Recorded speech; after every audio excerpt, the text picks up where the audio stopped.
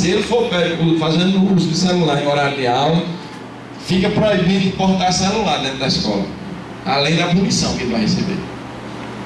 Punição que vai refletir na nota dele, e etc, etc. Ele vai poder usar o celular nos intervalos. Os intervalos vai sim, sem problema.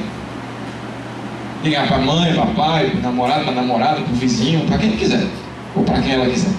Mas durante a aula, não pode.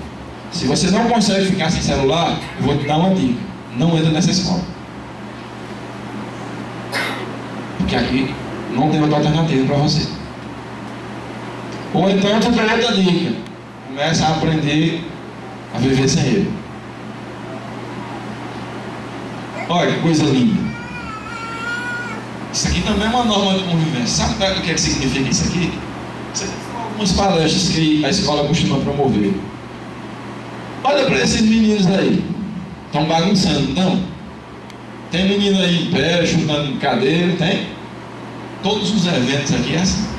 Os meninos se comportam. Agora eu não vou dizer que eles chegam aqui tudo assim não, viu? Tem uns que chegam que é um negócio sério. Mas eles são obrigados a ficar assim. Não tem outra alternativa.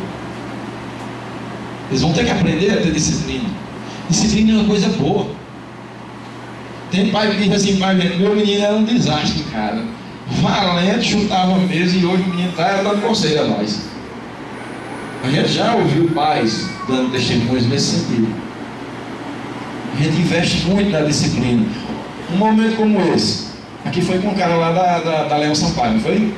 Uma palestra dinâmica, todo mundo se diverte, motiva, e não precisa quebrar a cadeira, não precisa ser indisciplinado, não precisa se comportar como um vândalo, e todo mundo se dá bem. Então, falta orientação, né, com esses meninos. Então a gente costuma promover eventos. A escola ela não vive só de 9 aulas todos os dias, porque a carga horária é essa, 9 aulas diárias.